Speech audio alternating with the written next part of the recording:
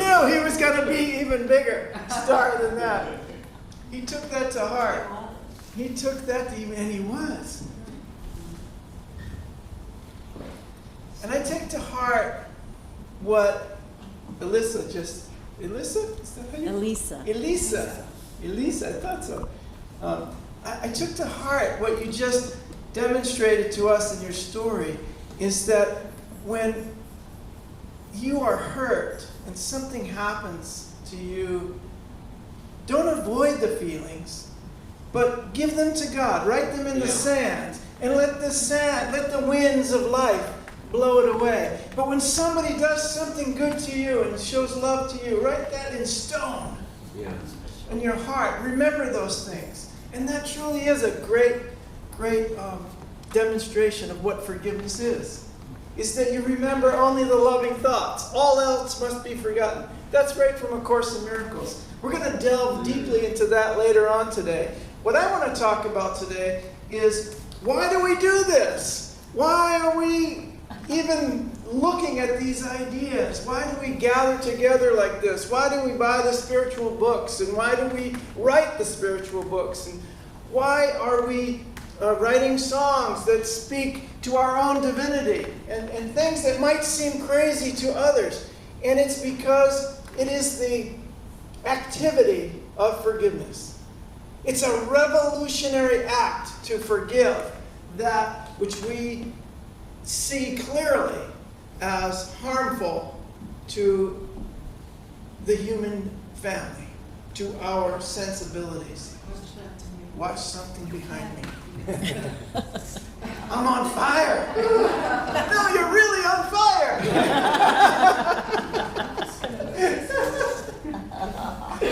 You ever see that? Yeah. He's burning up, and you go, no, you really are on fire. You're on fire today, dude.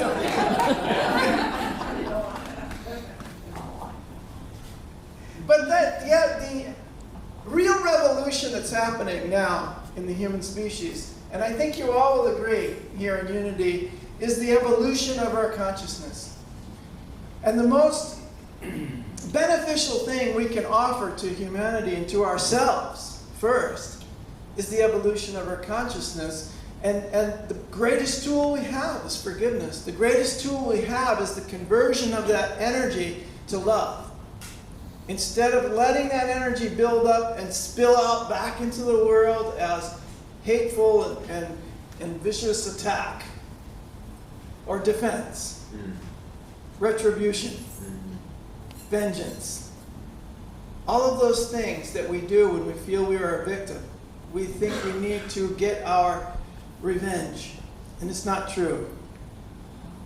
It's not true. What we need to do is evolve spiritually and write all the loving things that happen in our lives in stone on our hearts and live in the reality of that love. And that's what I think we're doing. That's why we're here, is to celebrate. Celebrate that that's what we've been doing. And to take another step further into that action. I think today I'd like to offer you that next step into the practice of your forgiveness, the practice of your evolution. And it's an ongoing practice that never ends. Just ask Jane. She's been here forever.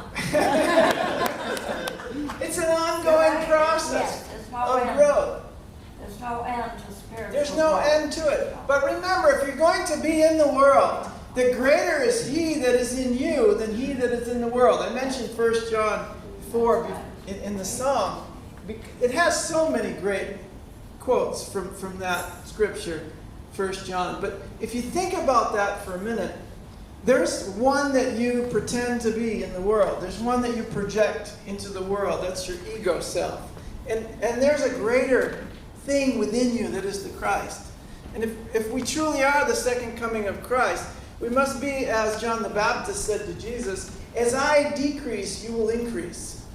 I must decrease now, because the prophet has prophesied the coming of the Christ. But now is the time to take the step into Christ. It's not enough to say it's going to happen someday. Someday is today, my friends. This is the day that I realized the evolution of consciousness is the greatest necessity of humankind. It's the greatest necessity. And I want to illustrate this through Wayne Dyer's teacher was Lao Tzu, who wrote the I Ching. Yeah. And he said, the key to growth is the introduction of higher dimensions of consciousness into our awareness. So the evolution of our consciousness takes some growth. It takes some personal spiritual growth. The key to this growth is to continue to introduce higher dimensions of consciousness. Now, a lot of you guys have heard of Wayne Dyer, have talked about him. Somebody said that Christopher Hogan was the next Wayne Dyer. Yes, I do. And I said, who needs Wayne Dyer when you got Tony Cryer? Hey! And I second that. So you are the light. Don't continue to look for somebody else to bring the light to the world. You are the light of the world. I want to tell you that the world is awakening. Every time a new person awakens to universal truth, the whole of humanity raises up a notch. The whole of humanity, you can feel it. You can feel that the ego is at its last ditch effort, its last gasp at trying to teach that violence and conflict and war and all of the division between us, the separation is real. It's the ego's last ditch effort. Why? Because the world is awakening. Yay. The world is awakening. And if you want to awaken, I'm going to go back to Lao Tzu for a minute. If you want to awaken all of humanity, you have to awaken all of yourself. That's great, because now I can do something about it. I'm not going to use the same tools of attack and go out and attack those that I think are wrong. I'm going to demonstrate a different way of living. And it's going to take some work sometimes, some personal spiritual growth, because I've been taught that old way of thinking and that old way of living based on separation. And we're healing the separation of our mind. We're awakening. We're awakening to a new pinnacle of the evolution of our consciousness. Now we're going to have to awaken all of ourselves. We want to eliminate the suffering of the world. We want to eliminate all that is dark in the world. So in order to do that, I'm going to have to eliminate all that is dark within me. And that's the greatest gift that you have to give to the world. It's the gift of your own transformation, your own self-spiritual transformation. And it's great because you're the one that gets the benefit first, right? You're the one that gets to be happy. You're the one that gets to be joyful. You're the one that knows how to forgive. You're the one that can look evil in the eye and know it's not real. You're the one that can laugh at fear and death. You're the one that's going to be happy no matter what occurs in this world because you have your feet firmly planted in the truth. And you are the truth. You're demonstrating the truth, right? Yes. Amen. You guys are. I can see it. And at least if you don't feel like you're doing it every single moment of every single day, you have the inspiration and the motivation to do so, to grow. So those who are awake, they live in a constant state of amazement at how everything is lined up, how everything is perfect. Everything is always there for you at each moment of every day. You never have to try to control the universe. You guys know So Good that they come here and sing for you guys? And they have that song. It's a really cool song. It's called Let Go or Be Dragged. What are we holding on to is our version of reality. What we're holding on to is the past, is the grievance, is the story. And we've identified ourselves with our story of pain and suffering instead of our story of awakening. And they say in that song something very cool. It says, being in control here is such a curse. You don't have to hand crank the universe. Oh, wow. It's going to take care of itself, my friends. The universe is unfolding as planned. You know, I used to say this from the time I was 16 years old. When my friends would get all upset about what was going on, I'd say, don't worry. The universe is unfolding as planned. You just have to get in the flow. Let go of trying to control everything. Let go of the battle. You know, it takes your conflict, takes your participation to survive. Conflict cannot exist without your participation.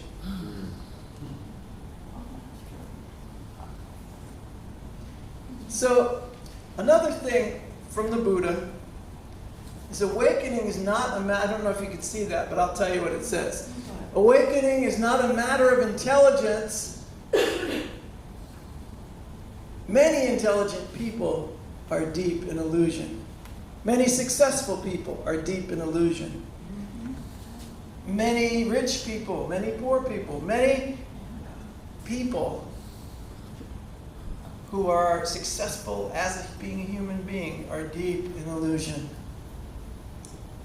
Awakening is rather, it happens when one has an insatiable thirst to know the truth. I'm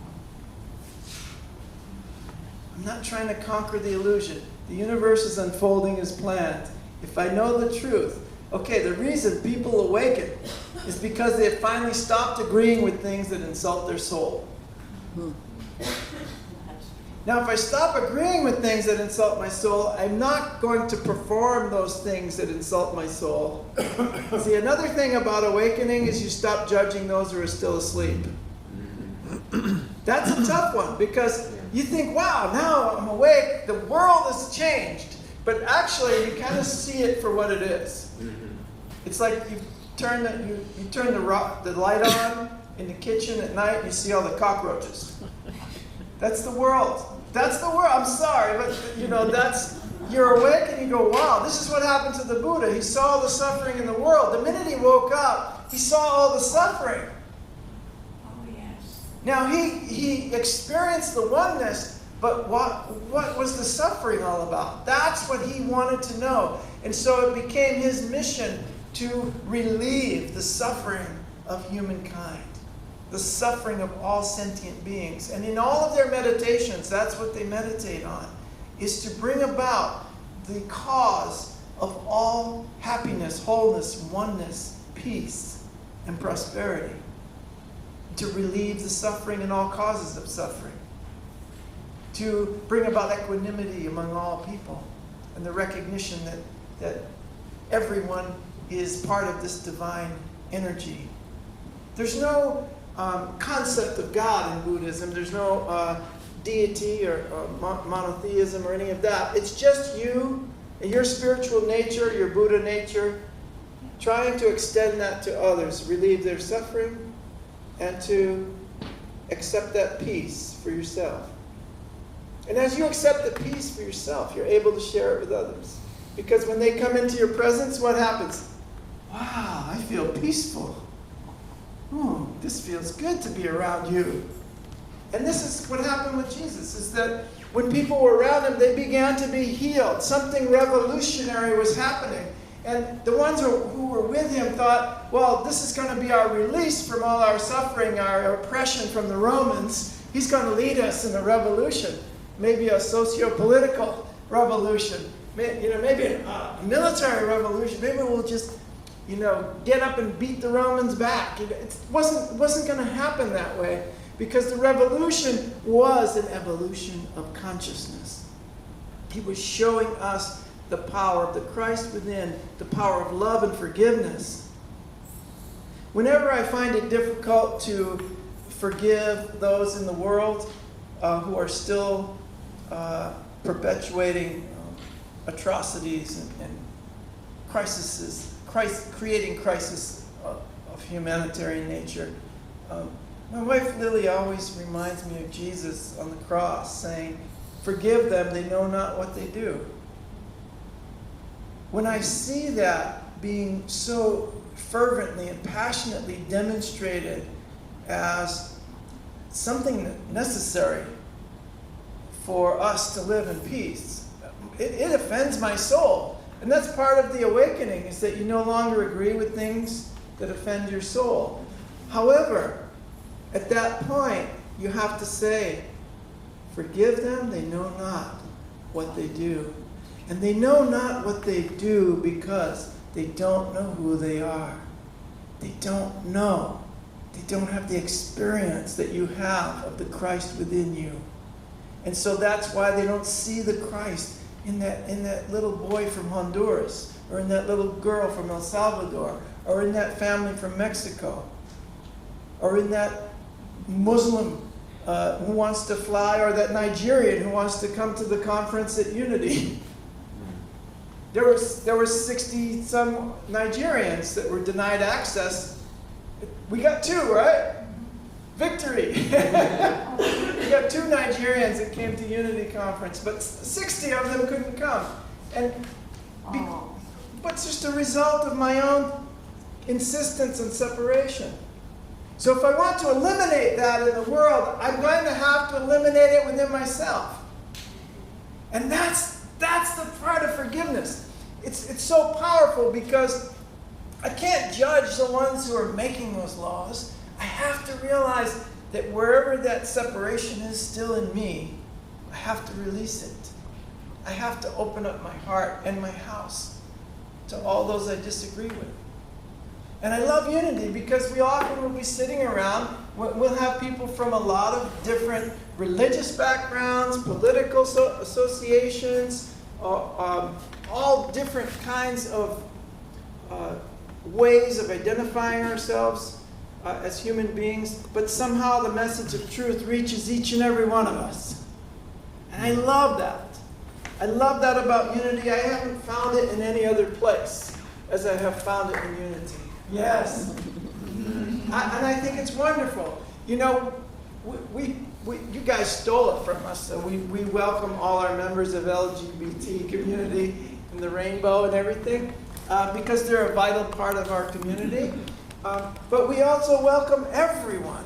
We welcome members of law enforcement. We welcome the Republicans and the Democrats and the independents. And we welcome you no matter what your socio-political viewpoints are and what your status is in the world. Because I'm going to tell you that all of that is false. That your identity is the Christ. That your identity is light. That all of that doesn't matter. And the minute you stop pretending that that's who you are, you'll stop attacking those who are different from you. Because you'll know who you are. And just like this, I love that story. Just like that story, I'm going to let those differences be blown away by the winds of life. And I'm going to write in stone how we are alike. I have some very incredibly close friends at Unity, and I know their political views and they know mine, and they are very apart sometimes. But when we get together, not just on Sunday, but any time in the community, there's such a love that all of that stuff disappears. It's blown away by the winds of life. And all of the love that we share is written in stone for us. We are so close, and so our relationship is so precious. And I will not let any kind of argument of what the world is looking like get in the way of that. Because the truth is that this is all temporary. That what's happening, and this is the evolution of our consciousness, my friends. To be not conformed to this world, but be ye transformed by the renewing of your mind. And if I create the world by the activity of my thinking, and my thinking is transformed or renewed, right? Now, renewed by what? I love this. This is the Bible. I am transformed by the renewing of my mind, my higher mind. When I'm in the mind of God, I cannot think that old way. It's just not there. I cannot think in terms of us and them. It's just not there. It doesn't exist. There's no us and them. It's just me. It's just all God. And that's what I see in you. Now, I could care less what your political views are, or your sexual orientation, or your color of your skin, or what's in your bank account, or what car you're driving. I could care less about all of that stuff. It doesn't matter. It's so nothing. It disappears. And that's the evolution of your consciousness. That stuff just ceases to seem to be. It just disappears. It's not there anymore. What I love about this is that it's happening in a pervasive nature, but it's all on a different level. It's in a different dimension. Like Lao Tzu said, you need to, hey, let's go to the next one. Yeah, there we go. Oh, yeah. That was, I've been talking about that all along. The Christ in you is our hope of glory. This was Charles Fillmore's favorite scripture from Colossians 1:27.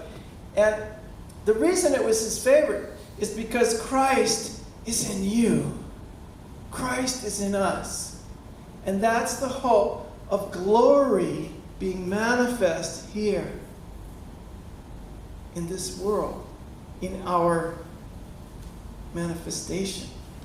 If we are creating our experience by the activity of our thinking, I think these are good thoughts to think. Christ is in us. And that's our hope of glory. Now, this isn't just something that Charles Fillmore was talking about. I got a lot of Charles Fillmore stuff there, but I'm just going to read you something real quick from Eckhart Tolle, because he's a modern writer. He's a modern spiritual teacher. Yes, And he's good. Got the bookmark in the wrong spot. You have to hold on one second. Because this is about the evolution of your consciousness.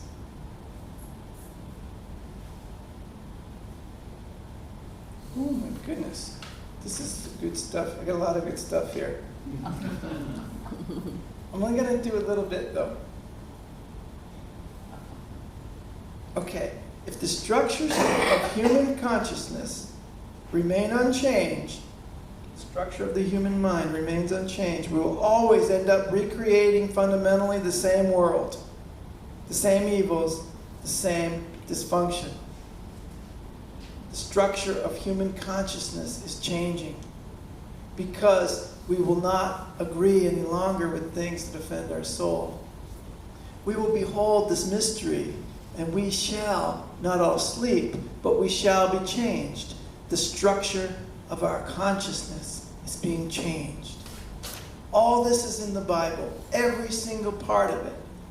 But it hasn't been interpreted until the Fillmores came along and all the transcendentalists from New England, the New Thought movement.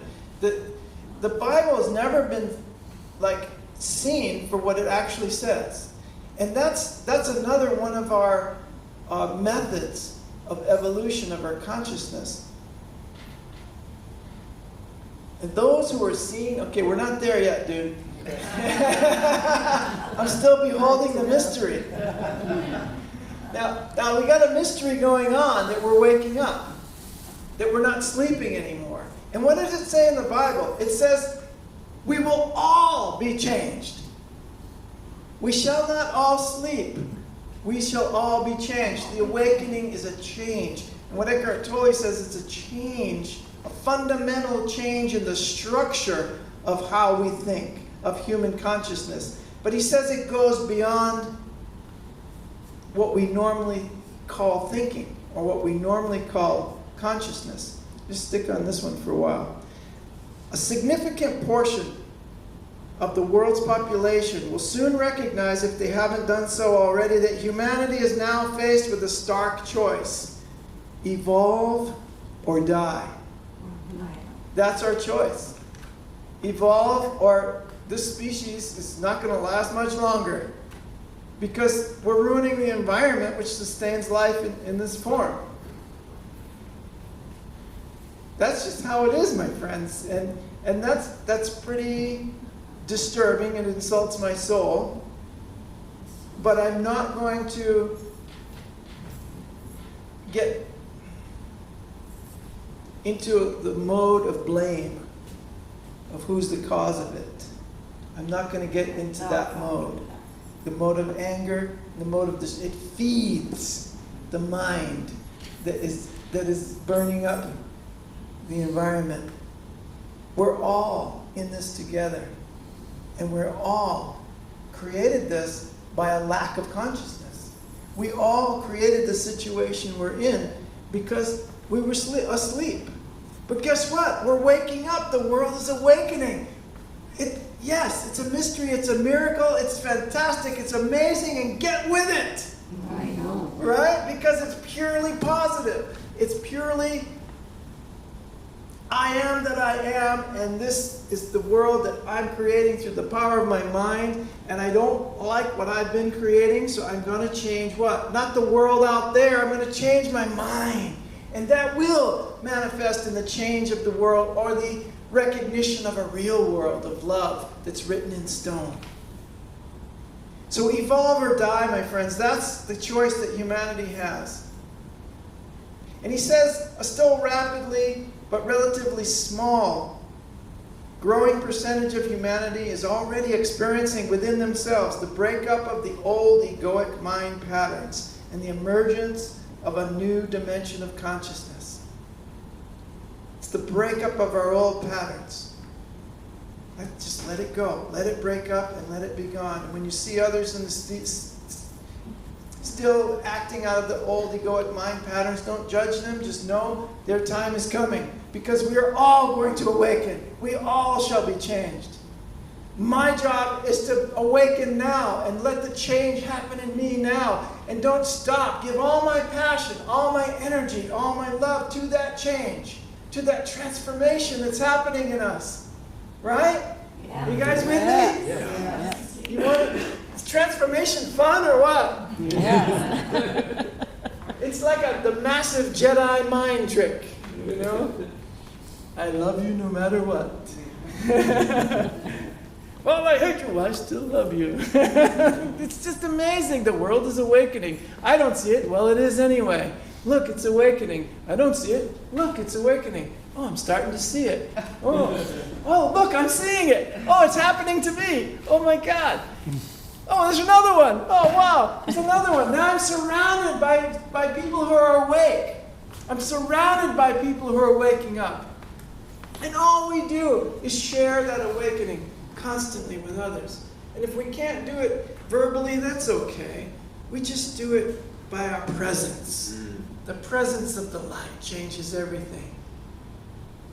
You know, the woman that touched Jesus' hem of his garment, she didn't need to say anything to him. She just needed to get that contact. She was healed. And that's what's happening with you. When you are in the light, when you're walking as the light, it's just a little bit of contact sometimes. Somebody might just come in here for one service and their whole life could be changed. You have no idea how deeply your presence is affecting others. And so I want to just wrap this up by showing you one thing.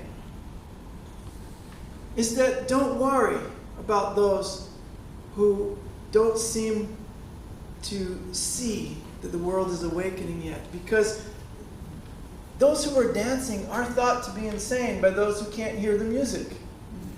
It's just the way it is. Those who aren't awake yet think you're insane. They don't know what you're talking about. They have no idea. They think, what the heck is light and Christ in you and you're the second coming and you can heal people by your presence and what's forgiveness? You know, you need to get back at the other guy. You need to win. You know? Yeah, that. Oh, and you're creating your reality by the activity of your thinking? You guys are crazy. Yeah. So they will think you're insane because why? I don't know. They don't hear the music. I love you guys. So what's arising now, listen to me, this is really key from Eckhart Tolle. What's arising now is not a new belief system. It's not a new religion. It's not a new spiritual ideology or mythology.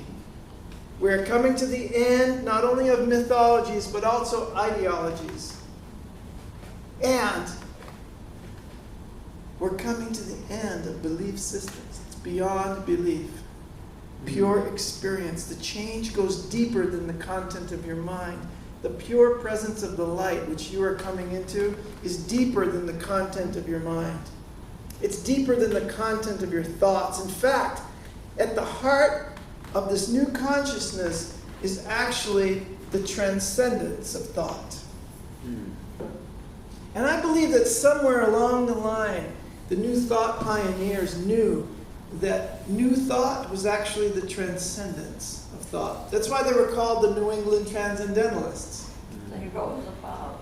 They rose above. Yeah. Yes. See? Exactly. Yes, I do see. Yes. I think we do see. We- do. yes. Unity people are awakening.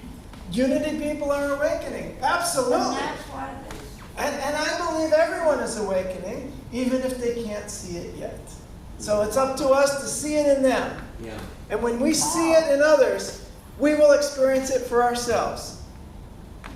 There's a great Indian guru that says, God is in everyone and in everything, but the reason we don't see it is because we don't see it in ourselves. So that's what I want to share with you today. The last thing is to remember that the real revolution is the evolution of consciousness. That the ultimate and most immediate necessity of humankind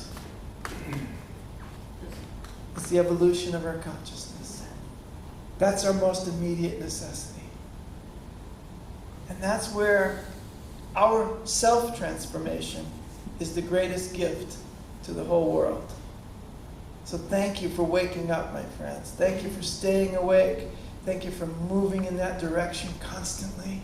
Thank you for being the light of the world and the second coming of Christ. I love you so much. So grateful to be here.